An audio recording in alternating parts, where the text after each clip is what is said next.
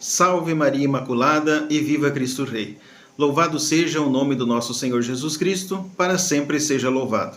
Seja muito bem-vindo ao nosso canal, faça sua inscrição, acione o sino de notificações, deixe o seu comentário e também compartilhe esse vídeo com seus amigos.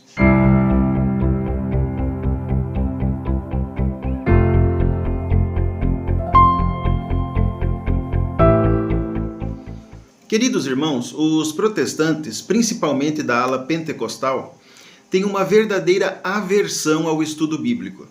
Já teve líder que disse que estudar a Bíblia é espírito de soberba e não é de Deus. Escutam bem vocês que gostam de querer estudar a Bíblia, isso aí não é de Deus, irmão. Isso é um espírito de soberba. É insatisfação com o que Deus te deu até o dia de hoje. É melhor que você se retire do meio do povo de Deus do que dissemine esse espírito. Que se precisasse estudar a Bíblia e precisasse explicar a Bíblia para a pessoa entender, o senhor não tinha mandado João Batista, não. Não tinha mandado João Batista. Ele tinha mandado um professor de teologia, um escriba, um fariseu. Só besteira. É muito interessante dizer que somente a Bíblia é suficiente e ao mesmo tempo dizer que estudá-la para conhecê-la é uma coisa maligna. Mas como no pentecostalismo nada precisa fazer sentido, está tudo bem, né? Eu lembro que em uma ocasião, quando eu era pastor no Rio Grande do Sul, a esposa do meu pastor presidente foi me apresentar a um outro pastor que era presidente também de um campo eclesiástico da região, e ela disse: olha, esse aqui é o pastor Jean-Pierre, que é pastor das cidades X e Y, e ele é teólogo, professor de teologia. O pastor, com a palavra invídia escrita na testa, disse: você pode até ser teólogo, mas já bebeu água na nuvem? Eu respondi que já tinha bebido água que vinha da nuvem, mas na nuvem ainda não. Ele disse: pois é, mas Jesus já me levou lá na nuvem para beber água. Eu respondi: barbaridade, deve ter sido uma experiência bastante interessante, né? Meus irmãos, no meio pentecostal, se você levar a sério tudo que você escuta, a primeira coisa que você perde é a sua sanidade mental. Ouça o que o pastor Marretão ensina sobre estudar teologia para ter conhecimento bíblico. Você que é um teólogo brasileiro, faz favor. Não chega nem perto de mim, do Marreta, tá? Porque vocês apregam para bater o povo. Você que tem teologia também, teólogo picareta. Você tem teologia e usa teologia e usa a sabedoria do Lucifer, porque quem é teólogo usa a sabedoria do diabo. Quem tem o espírito de teologia usa a sabedoria do diabo. Faz favor, não entra nem no meu zap, filho do capeta, filho do cão, filho do Lucifer, picareta. Porque vocês têm um detalhe, vocês têm sabedoria, mas não têm Deus. Vocês sabem ensinar, mas não têm Deus. Porque Deus não está atrás de sabido. Deus não dá o lugar dele para ninguém. Deus não dá a glória dele para ninguém. Deus não dá o poder dele para ninguém. Viu? Vocês que carregam essa sabedoria aí, vão tudo pro inferno. Queimar com Lucifer. A sabedoria tem que ser de Deus. Ó aqui a teologia, ó a sabedoria, ó. Que vergonha, hein? Bando de picareta, sem vergonha, filho do cão. Faz favor de passar longe do Marretão, porque vocês são lixo. Vocês fedem. Aqui é a boca de Deus falando. Ninguém se importa. O interessante é que São Paulo apóstolo, ao escrever a sua segunda carta a Timóteo, ele disse no capítulo 4, versículo 3: Quando vier, não esqueça de trazer a capa que deixei em Troade com Carpo, e traga também meus livros e especialmente meus pergaminhos. O que São Paulo apóstolo iria fazer com seus livros e os seus pergaminhos?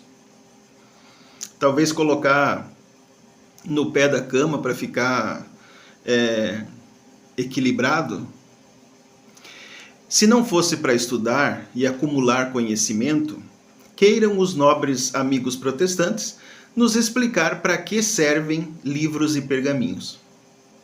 Salomão diz também em Provérbios capítulo 4, versículos 7 até o 8: A sabedoria é a coisa principal. Adquire, pois, a sabedoria. Sim, com tudo que possuis, adquire o conhecimento. Exalta, e ela te exaltará. E abraçando-a tu, ela te honrará. Agora, os nobres protestantes também poderiam nos explicar, como se adquire o conhecimento. Existe um interesse escuso, meus irmãos, para que as pessoas não tenham conhecimento. Porque um povo sem conhecimento é um povo fácil de manipular, de enganar, de iludir, para no final arrancar todo o dinheiro que puder. Olha só esse caso. O pastor foi buscar conhecimento e olha só o que ele encontrou. E é exatamente disso que eles tremem de medo. A verdade. É aqui que talvez o problema do crente. A minha esposa visualizou melhor que eu. O crente, ele bloqueia com o católico na questão que ele só olha o católico por meio de uma imagem, uma estátua. Esse que é o grande tabu. Quando, por meio do espantalho, o evangélico ouve o nome Maria, o que ele pensa? Uma estátua. Ele não pensa na mulher que foi portadora da presença do Salvador do mundo. Eu só estou ampliando realidades daquilo que tiraram de nós o acesso. Porque todos os irmãos que eu estou falando isso e nasceram de novo falam: cara, eu também me arrependo, hein? Caramba. Vamos lá, raciocínio básico. O irmão é salvo, amém? Amém. Tá indo pro céu, amém? Sim. Sou eu. Quem? Pastor Anderson, lá de Brasília, servi Jesus e tal, não sei o quê. Aí o anjo da logística abre e diz: cara, você não pode entrar não. Por quê? O noivo e o dono da casa é o filho da mulher que você passou a vida inteira desrespeitando. Batendo. Insultá-la é a comprovação que o Espírito Santo não está agindo com os frutos dele, porque eu não desrespeito ninguém, nem Maria. Se eu tenho o fruto do Espírito Santo, qual a minha tratativa com as pessoas e com aquilo que eu não entendo?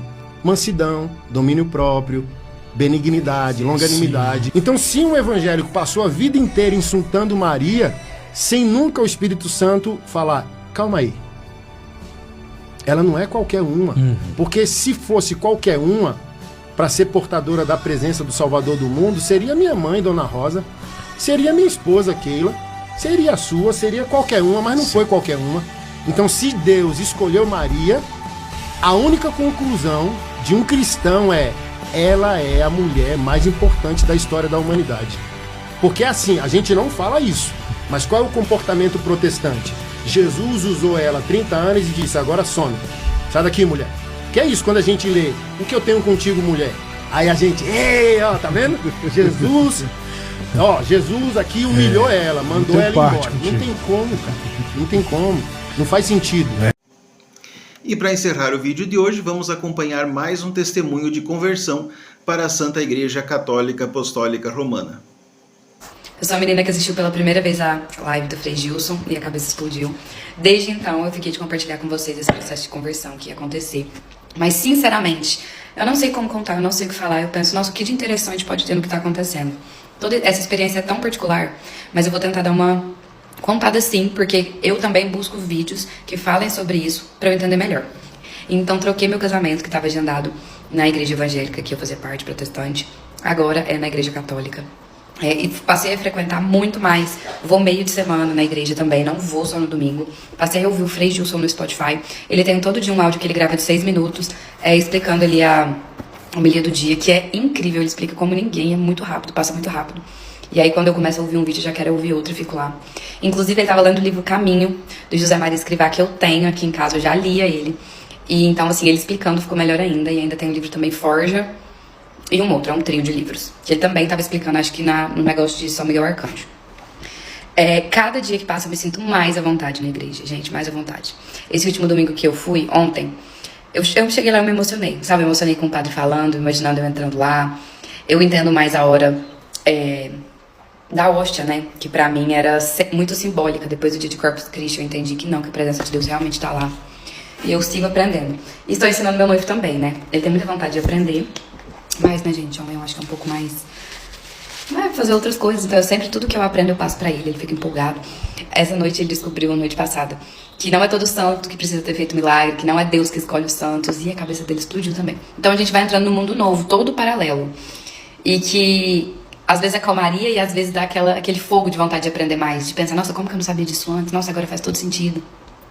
Então tá muito, muito, muito, muito legal. A gente tá vivendo todo esse processo também sobre castidade, fazer o curso dos noivos, preparação, entender o passo a passo do que acontece lá na Santa Missa. E cada vez eu entendo mais, sabe? Coisas que eu achava boba, pequena, inútil, que eu só via um lado, agora eu já consigo ver 2 lados. Ver a grandeza da instituição, de como a tradição dela é forte e é rica. E é isso, gente, eu tô muito feliz. Eu realmente não sei o que vocês querem saber sobre esse passo a passo, porque eu sempre acho que tudo é tão pequeno, que só eu vou entender... Mas tá aqui nesse vídeo mais um pouquinho sobre isso.